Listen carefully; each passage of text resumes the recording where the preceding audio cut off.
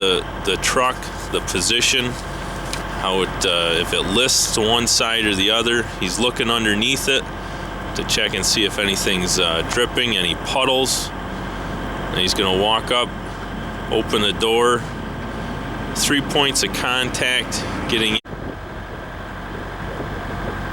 Grabs his VIR, checks it open. Tractor 33, there's the date, mileage, no defects. Driver inspected it, Gary Godfrey, and that was the date of the inspection. If we did have defects on our VIR, it would look like this. There's the truck number, the mileage, the date, driver marker light and brake light out. It was signed by the driver, Gary Godfrey, and fixed driver's side light and brake light signed by the mechanic. And the mechanic would put this back in the truck so that the driver the next day would know that it was written up, it was fixed, and signed off. Back out of the truck, 3 points of contact. Now he's going to start his pre-trip. We're going to start in the engine compartment. Now he's going to properly open the hood by placing one hand on the top of the hood on the handle, 1 foot on the bottom, pulling it forward, steadying it. Start with the engine oil, checking his dipstick.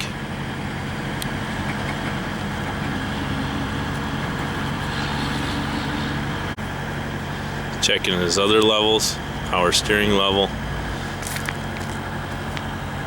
Checking his coolant level. Twist the steering shaft back and forth, and you follow with your eye all the joints. Keep twisting it. I'll follow it. You want to make sure there's no play in any of these joints. Twist a little harder here. You don't want anything moving back and forth without the other part moving back and forth. It's going to be subtle little movements, but you want to make sure everything works together and there isn't any movement on one part without another part. You don't want any play in any. Another thing you want to do is check your belts. Give them a tug. Check your fan. Make sure it can't move or it has a lot of resistance. Make sure that the fan clutch works. Your belts are right here. General rule of thumb on these newer trucks, they have self-tensioning belts, so you're only going to be able to move it a little bit, but you never want to move a belt any more than the thickness of the belt. So if it's a 1/2 inch V belt, you don't want to be able to move it more than a 1/2 inch. Now we're just going to look at all our lines, our electrical lines, our hoses. Make sure they're all P-clamped where they're supposed to be, zip tied. Everything looks good. Everything looks where it's supposed to be. All these lines, we're checking, just checking everything, make sure everything's tight, nothing's flapping. On our air-to-air cooler lines, we want to make sure that the boots are all good, nice and pliable. The clamps are all on and tight. We don't have any issues there. And no leaks anywheres. All our lines look good and put away, no rub marks. If they're touching each other, like here we've got two that are touching, but they're zip tied together so they can't rub and make a hole. Now we're going to do the suspension, shackles, pins. On these newer trucks, they have an airbag on the actual spring. Makes a nicer ride. In back, it's still going to hook up to shackles. On Freightliners, they're non-greasable, but you want to make sure that there's no fresh rust. There's nothing that would indicate that it's working its way through any of the shackles or the pins. Same thing in the front. I'm going to get a good look down there. Make sure there's nothing working its way through. There's the pin. You want to make sure that the spring isn't broken anywheres. And then you want to look down on the U-bolts. Make sure that your U-bolts are good, they're intact. You don't see any new rust points that would indicate that they've been chafing or moving and loose. Now we're going to look at the tire. Our driver coach Gary carries with him a tire gauge, and the rule on steer tires is 4 30-seconds.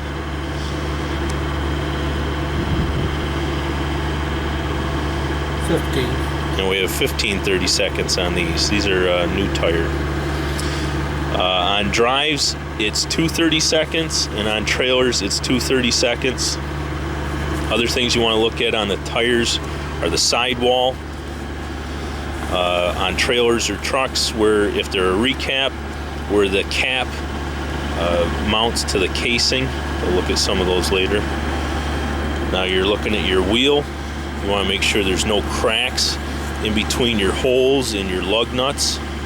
You'll get a spider crack, something in there. You want to check your lug nuts and make sure that they're all tight. There's no fresh rust, anything like that. Next, we want to look in the brake shoes, the drums. We're looking for any wheel seal leaks. It's tough to see the wheel seals, but you'd be able to see the oil on the brakes or on the inside of the tire.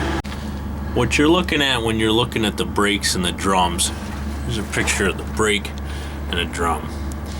This notch here is your indicator notch. You have to have 1/4-inch lining. From there, if it were down to there, that's 1/4 inch. That's right on the legal mark. Right here, we're probably 1/2 inch or better. So these brakes are pretty new. But that is your indicator. If it got down to there, that could be an out of service. You can't have any separating from your backer right here. That has to be nice and tight like that. If it separates or there's cracks or pieces missing, that's not a good brake. Your wheel seal, that's your actual wheel seal. Now this is the ring, that's the exciter ring for your ABS. That right there is your wheel seal. This is your actual seal right there. And although you can see the difference between the seal, the exciter ring, and the axle, this one has a slight bit of moisture, but it's not leaking. If it were leaking, you'd be seeing oil or grease accumulating right here. It'd be more than moist. It would just actually accumulate, and then you would see it in this area. The brake lining, the brake shoes would be full of moisture and like a dirty, wet, dirty oil, and then you'd probably see it dripping down here. Sometimes you can see it in patterns on their way out of coming out, and it's coming off the wheel. Then that's one that's really gone. That, yeah, I'm sure you could probably smell by that point. That's everything on the left side of the motor. Now we'll go to the right side of the motor. Watch your head on the mirrors. Now on the right side of the motor, we're pretty much going to look at all the same stuff. Our clamps, all our lines, AC lines, any lines, make sure they're P-clamped and they're secured. All our turbo, you want to make sure there's no soot, anything coming out. Again, you check the belts on this side. Just pull them a little bit, make sure that there's tension against them.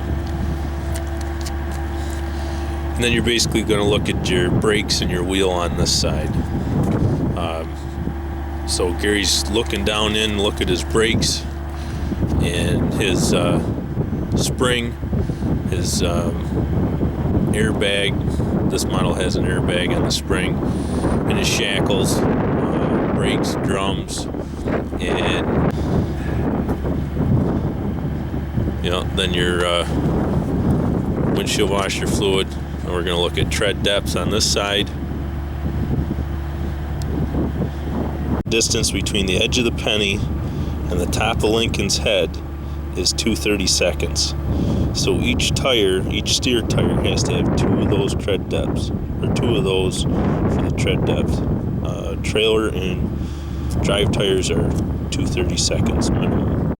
Most tires, you'll see a wear bar indicated here. If you look at that, it's a little wear bar that pops up. Now that's 2/32 of an inch. You don't want to go by that on a steer tire, but you can see on every main groove there's either a stone ejector or a wear bar. After the engine compartments, look through the back in your truck, 3 points of contact. And before you start your truck, when you turn your key to on, all your lights should light up and go out. This is the self-check. Now you can start your truck, turn on all your lights and your 4-ways.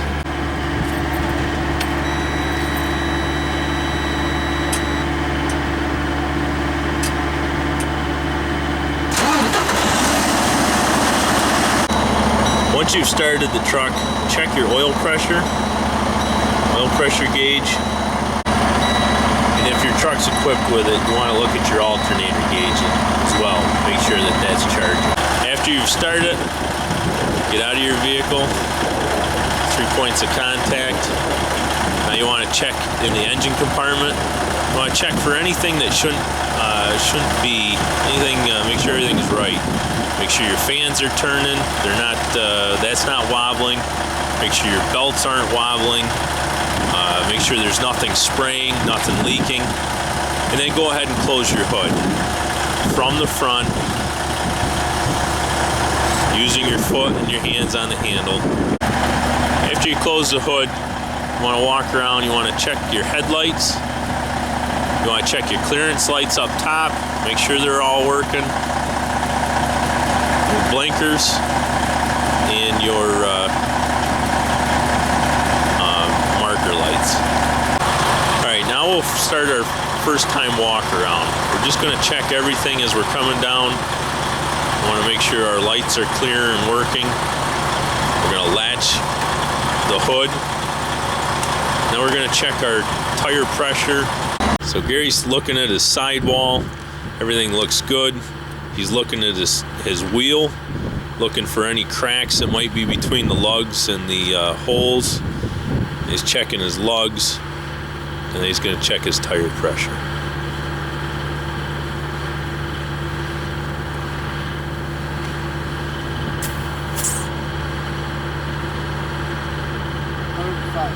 $105. That's perfect. We want steer tires at 105. We want all other tires at 110. If your tire is down below 95, it needs to be filled up. Like I said, if you pop these caps, you want to make sure that it's nice and pliable. If it's cold and it's not pliable, you could end up breaking that plastic out. Now you want to make sure it's half a knuckle down. You can see the level there. There's 2 rings, and it has to be in between these 2 rings to be right. Then just put your cap back, nice and easy. You certainly don't want to break that plastic. You want to check your mirrors, make sure everything's nice and tight, doors shut. Your steps are good, your fairings are good, fuel cap's on. He's looking at his straps on the fuel tank, making sure they're good. You want to look at your airbags, your steps, your quarter fender, make sure that's on there good. Now he's looking at his airbags, the catwalk. Everything's got to be secure. Some of these trucks have devices to hold load locks If you have load locks on there, you want to make sure that they're on there good too. You want to look at your drive shaft, carrier bearing there. You want to be looking at that, make sure there's nothing rubbing against it, and you want to look at your U-joints. On your U-joints, this is the cap. You want to make sure the cap isn't spinning. Those hammer straps are tight, and there's no play between the front one and the yoke. No up and down play. It's hard to get in there and grab a hold of, but you want to make sure everything's on there. Nothing's spinning, nothing's loose. There's no new shiny metal. Looking at your front rear end, you want to make sure there's no leaks, nothing underneath it. You also want to make sure that there's your cross members are good, and torque rods. This is a torque rod. You don't want that to be show any new play or new shiny metal on that end. The end where it bolts to the frame, I'll make sure that's good. Same thing there. Looking at your output shaft and your drive shaft, you're not going to be able to see this from the back, so you can see it from here. You want to make sure, same thing, your caps are good. There's no new shiny metal, no leaks out of the back. Next, you want to look at your springs.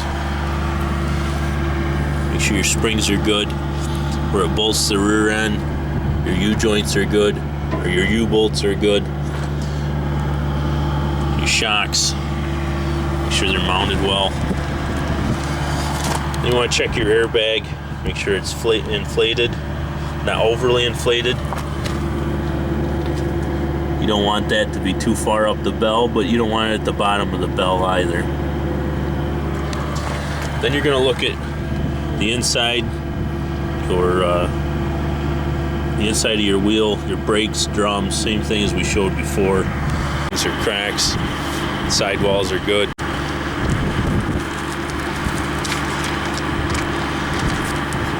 Check your tire pressure on your outside one, and usually it's about 180 degrees to your inside one. Deal. If they're at 100, they're probably going to go to about 110 once the tire warms up. Like we said, if it's anything less than 95 or less, you got to put air in it.